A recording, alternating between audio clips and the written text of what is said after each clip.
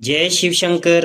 आज की इस वीडियो में हम शिव महापुराण के दूसरे खंड के 16वें अध्याय का हिंदी में वर्णन करेंगे। तो वीडियो को हम स्टार्ट करते हैं। इतनी कथा सुनकर शौनक आदि ऋषियों ने कहा, हे सूत जी, सती के विवाह का वृतांत सुनने के उपरांत नारद जी ने ब्रह्मा जी से क्या बातें पूछी, वे आप हमें बताने की कृपा करें। पौराणिक सूत जी बोले, हे ऋषियों, जब देवर्षि नारद जी इतनी कथा सुन चुके थे तो उन्होंने ब्रह्मा जी से कहा, हे पिता, विवाह के उपरांत शिव तथा सती ने जो चरित्र किए उन्हें आप मुझसे कहने की कृपा करें। यह सुनकर ब्रह्मा जी बोले, हे नारद, एक दिन शिव जी को एकांत में बैठे हुए देखकर सती उसके पास पहुंचती और स्तुति प्रशंसा करने के उपरांत बोली, हे प्रभु, आपने तीनों लोगों का कल्याण करने के नियमित अवतार ग्रहण किया है। यह मेरा परम सौभाग्य है जो आपने मुझे अपनी पत्नी के रूप में अंगीकार किया है। हे भगतस्वल, मैं आपकी शरणागत हूँ।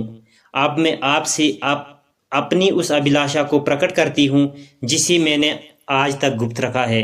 हे स्वामी, इस समय आपको अपने ऊपर प्रसन्न देखकर ही मैं ये बात कह रही हूँ। मेरी अभिलाषा यह है कि मैंने वर्षों तक आपके साथ विहार आदि का आनंद प्राप्त किया, परंतु परम तत्व का विचार कभी नहीं किया है।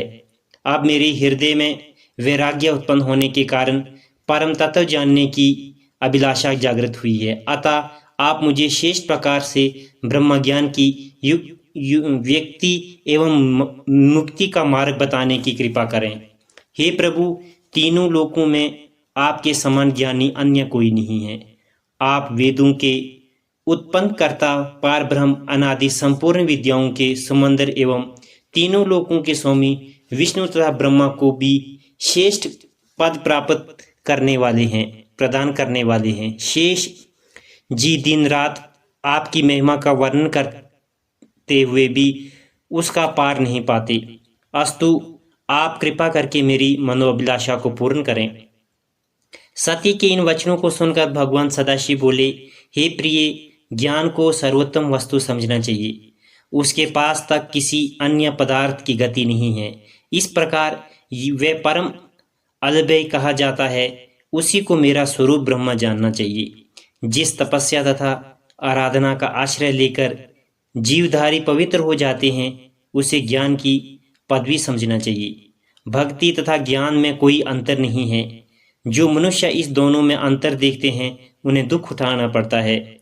जो लोग भक्ति के विरुद्ध वचन कहकर ज्ञान को प्रधानता देते हैं उन्हें महान कष्ट उठाना पड़ता है।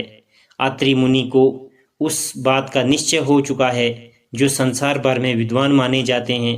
भक्ति को परम तत्व का ज्ञान प्रदान करने वाले समझना चाहिए।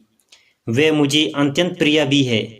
भक्ति के समान सीधा तथा व्ययहीन मार्ग अन्य कोई नहीं है, क्योंकि उसके द्वारा पार ब्रह्म की प्राप्ति होती है। इस रीति को पिपलिका कहा जाता है, क्योंकि इसमें बिना किसी आधार के भी ब्रह्म पर चढ़कर फल प्राप्त किया जा सकता है। इसके विपरीत निर्गुण के मार्ग को भीष्म कहते हैं, क्योंकि उसमें किसी वस्तु का आधार न होने के कारण अत्यंत परिश्रम तथा कष्ट भोगने के पश्चात ही फल की प्राप्ति होती है। भक्ति मन की प्रसन्नता प्रदान करने वाली है और मैं सदैव उसके अधीन रहता हूँ। जो प्राणी मेरी भक्ति करता रहता है उसे मैं इस लोक में अनंत तथा परलोक में मुक्ति प्रदान करता हूँ। मुझे कुल तथा जाति से कोई प्रयोजन नहीं है। चारों युगों में मुझे भक्त प्रिय हैं, परंतु कलयुग में तो अपने भक्तों को अत्यंत स्नेह करता हूँ।